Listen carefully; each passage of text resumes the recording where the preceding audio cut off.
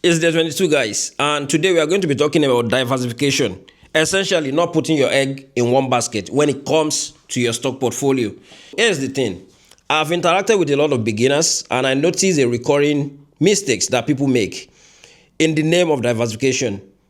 The first mistake is that they tend to focus more on a particular industry. So they will put their money in different companies in the same sector, thinking that they are diversifying. Meanwhile, if something happens to that sector, it's going to affect their portfolio massively. A typical example is somebody who invested in GTCO, invested in Zenith Bank, invested in UBA. Another example that I can think of is people that invest in funds. They invest in Vanguard S&P 500. They invest in SPDR S&P 500. And they invest in Invesco S&P 500.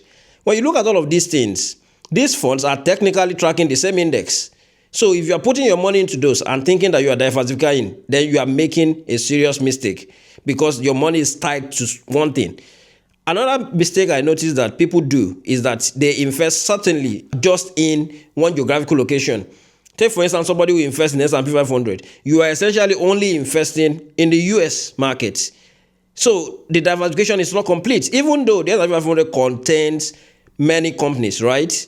But your main focus is just the US market. If something happens to the US, your portfolio is affected. So you are not diversified across other countries. Those are the mistakes I see. Now, this is the way you should approach diversification, in my opinion.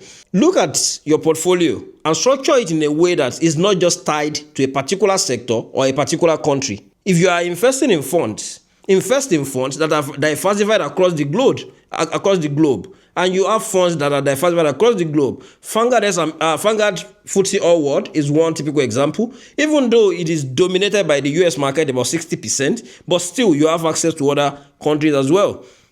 If you are based in the West and you invest in individual stocks, diversified across sectors, tech, invest in some companies there, put some money in consumer staples, put some money in financials. Look at all these sectors. Invest across ranges of sectors, not just a particular sector. This is what diversification is all about.